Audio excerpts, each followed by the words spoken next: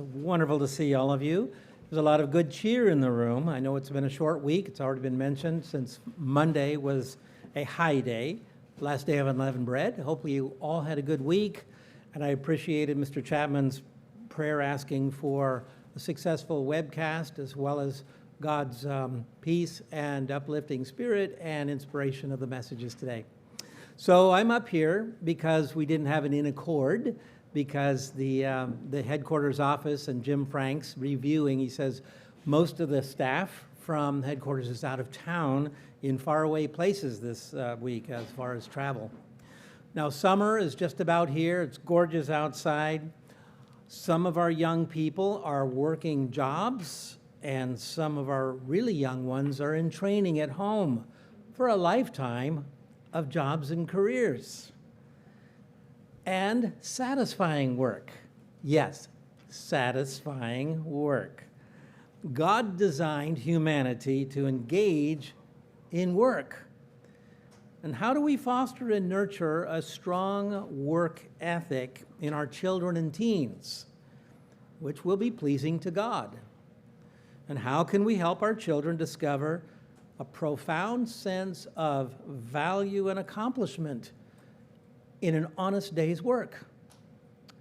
Well, I'd like to share 3 points with you on this subject for parents and for our young people, but hopefully all of us can glean something from this. The title is Nurturing a Biblical Work Ethic. Nurturing a biblical work ethic in our children, if you want to add that part. Now, we all face these challenges in modern Western society where material things abound. And working with our youths in a culture that exhorts us either to just get by with the least amount of work, less is better in some cases as far as circles of young people, the way they think. That was true when I was in high school. Oh, you'll get by, just good enough for government work, we don't have to work too hard. Sit back, take it easy, kick your feet up. Or there's this other mentality of get rich quick, work so hard that everything is for you and nothing to spare or share with others. There are different ways of we see culture motivating people. Now, why is work considered good in the Bible? Well, I had 3 of the benefits to share with you that accompany honest labor, and again, in helping our children and our teens learn a good biblical work ethic. 1 out of 3. Call it work benefit number 1. Work benefit number 1 is work brings us self-reliance and respect.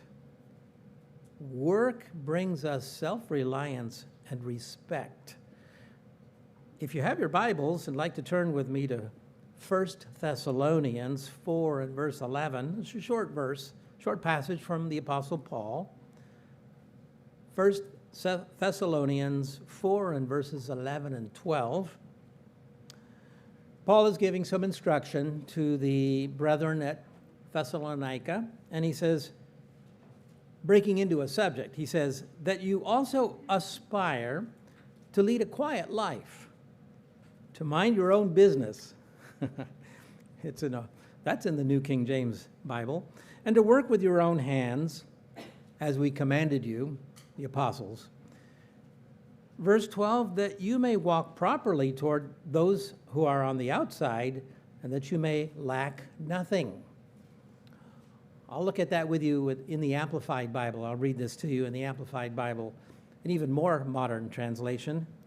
It says, make it your ambition to live quietly and peaceably, and to mind your own affairs and to work with your own hands, just as we directed you, so that you will behave properly toward those on the outside.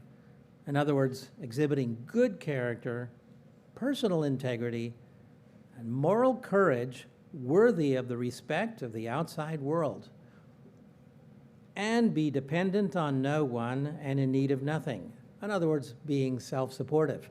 That whole paragraph is in the Amplified Bible, just as I read it.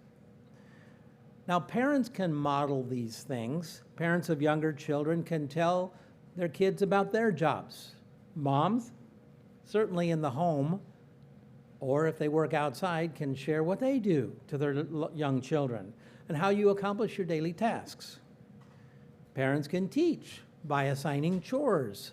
Now, none of that is new for any of us in this room, but these are reinforcing ideas. And we, as parents, are to enforce the completion of those jobs that we give our children. It's so easy at times to say, okay, we got company coming over, toys are scattered everywhere, I can get this all cleaned up in 3 minutes, but no, a child might take a half an hour. It's the child's duty if you gave it to them. It's their duty. So we teach responsibility, making our children accountable for their own items. Whether it's making the bed, hanging up the clothes, putting away the toys, or whatever the tasks are. All depends on the age, too. So, going beyond that, as they get older, help them to consider if they have ideas and interest in something entrepreneurial. Not all children will do this, and things change in society. I mean, one idea back many years ago was in the summertime, set up a lemonade stand, but that doesn't always work. Sometimes it does. It depends on the neighborhood you're in. Some areas you don't want your child out on the curb of the street watching strangers drive up in the car. Sometimes you just don't want that. Sometimes you'll offer them an idea to go around the neighborhood and they'll look for lawn care, offering lawn care service. Those are entrepreneurial things that might spark an interest in older children. When I was a young teen, again, maybe there were more opportunities decades ago, but none of them was easy. I took a paper route in the summer, and it was hard work. It was after school every single day, 7 days a week. Before I was in the church, 7 days a week, on a bicycle. Doing yard work for neighbors was another opportunity. It was laborious. It was not easy. My first summer job at age 15, I worked as a custodian at a high school, and I was earning $1.35 an hour. Well, I was proud of that at the time, but that was at a time, 1970, what could you buy? Candy bars were still a nickel. You can go down to a taco stand and still get a 20-cent taco. So things have changed. $1.35 doesn't relate anymore, but I saved my money all summer long and bought a $100 home stereo at the end of summer, and I was proud of that. That was just something to show a whole summer worth of work. That was about all I could get for it. Thomas Edison, the famous inventor and prolific inventor at that, he said, genius is 1% inspiration, 99% perspiration. He did say that because behind every brilliant idea or an invention lies a great deal of work and dedication and effort. So that was work benefit number one. Work benefit number two, hard work leads to a sense of satisfaction at the end of the day. Hard work leads to a sense of satisfaction at the end of the day. Please join me in Ecclesiastes 5 and verse 12. Ecclesiastes 5 and verse 12.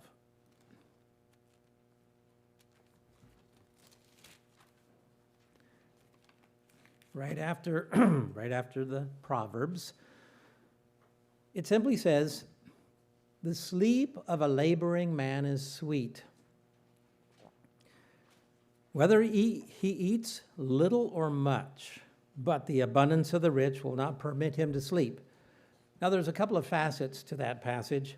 The sleep of a laboring man is sweet because he can sleep well, not worrying about his wealth. And there's something to be said for, again, the satisfaction of a hard-working day.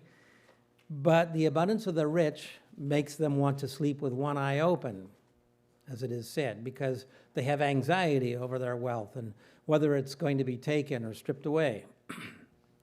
I've heard complaints for many, many years from small business owners, from times we lived in Pasadena to times we lived in other areas where they get frustrated. It could be neighbors and people that we got in contact with. They'd say, finding good workers and keeping them is the hardest thing small business owners talk about. Finding good workers and keeping them, especially when they're younger and they don't have skill sets yet. Even though sometimes they might be trained on the job in plumbing or lawn maintenance or warehouse or retail, those kinds of jobs that are more entry level, there were always complaints we heard from people. Oh, they're tardy all the time, or they're not ethical or diligent, or they're not thorough enough. But in God's church over the years, we've seen an extraordinary contrast to that compared to the world. We always hear about young students from high school through college years going out and making an outstanding impression on others. And at Ambassador College, people would say, I want students from the college because you teach them ethics, you teach them honesty, you teach them how to work. Or others that go to summer camps and they learn work ethic when they're there at staff at some of our youth camps. And that's a wonderful thing. And so that's a feather in the cap of most of the young people that are in God's church. They learn these ethics and they show them, and other people are eager to get them as workers. Work benefit number 3 out of 3. Good work results in prosperity and opportunities. Good work results in prosperity and opportunities. If you're still in Ecclesiastes, let's flip over a few pages to Proverbs 13 and verse 4. Proverbs 13 and verse 4. The proverb says, the soul of a lazy man desires and has nothing, but the soul of the diligent shall be made rich. The Holman Bible translation. A sluggard's appetite is never filled, but the desires of the diligent are fully satisfied. Parents can teach this. Parents can teach fairness and integrity in their dealings with others. Then we're to praise our children's hearty efforts in jobs done thoroughly, jobs well done and with integrity. And we can explain the benefits of becoming highly competent in whatever field that they want to pursue. And there'll be turns and detours along the way, as young people always try to find out what they're best at, what they really love doing, what their innate talents are. We might make several maneuvers. I know that when I was young, for years I said I want to be an astronaut or a scientist. Well, that changed, over the years, and I got into technology, but then I landed into the ministry. So things can change. Things change. Parents can teach these things and explain the benefits, again, of becoming highly competent in whatever field that they want to go into. And so we could also teach young people the value of money and saving money. We can offer financial incentives for doing extra chores when they're young in the home. And we can help young people and teens learn how to budget. Learn how to budget. For younger children, we can reward them for more mature behavior with small treats or opportunities that usually bigger kids get. Now, I'm, again, not saying anything new here for those that have young children in the home. These are just refreshing ideas. And we can share a sheer delight when young ones help around the house and do things and offer. There have been some opportunities that I'm looking for in the congregation. I've talked to a couple of parents a couple of months ago about trying to find small tasks here before services and after services. Now, a number of our young people are already doing things. They're setting up, they're doing ushering, they're setting up the information table, they're helping tear down at the end of a service. And that's wonderful, and I'd like to expand on that a little more as we go into the months to come. because I'm very proud of our young people that are in their teen and young adult years and how much they can contribute now in the congregation. Kudos to those who are serving in services. One of the things we can also learn is generosity. We can teach our young people generosity. In Proverbs, I won't turn, we're in Proverbs 11, verse 25. Proverbs 11, verse 25. A generous person will prosper. Whoever refreshes others will be refreshed. That's from the NIV version. In the New King James, the generous soul will be made rich, and he who waters will also be watered himself. Parents are encouraged to show their kids how we do our tithing and our offerings, and parents are doing that in this congregation. I think it's exciting to watch our little children when they have a blue envelope during a holy day, and they have a little bit in there, a little stipend that they've earned some other way. Maybe it was from a job they did, maybe it was from an allowance, however your family does these things, but to see them put an offering envelope into the basket is very exciting for me to see that. And so when they get involved in starting to save a tithe from their very smallest efforts, I remember keeping a log book when I was first in the church.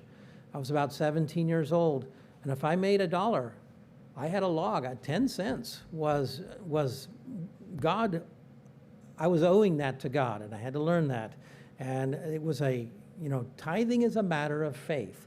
It is a principle of faith to tithe faithfully. And so we get our children involved in such things. So giving back, the value of works of service is an important part of our training in a career, a lifetime of work. In conclusion, work, like anything else, can be destructive if it's taken to extremes. Numerous other proverbs tell us that working too little leaves people poor, hungry, weary, destructive, or enslaved to other people. On the other side, on the other extreme, people who work too much are warned against wearing themselves out or chasing after quick riches, abandoning their family needs. These behaviors often draw people away from God, and they will cause significant grief. A key aspect of learning a godly work ethic is balance, keeping balance in life. And we want to train our children to have well-rounded lives that include work, family, hobbies, and play. And we can show them that even the aspects of life that require the most effort can also be extremely rewarding. Thomas Edison also said this: opportunity is missed by most because it is dressed in overalls and it looks like work. So by offering our kids a godly perspective on work and teaching them how to not avoid it, we encourage them to pursue opportunities and follow dreams. And so, all the best as we enter the summer months for those who have jobs and those who are young to find things, opportunities to help out in the home.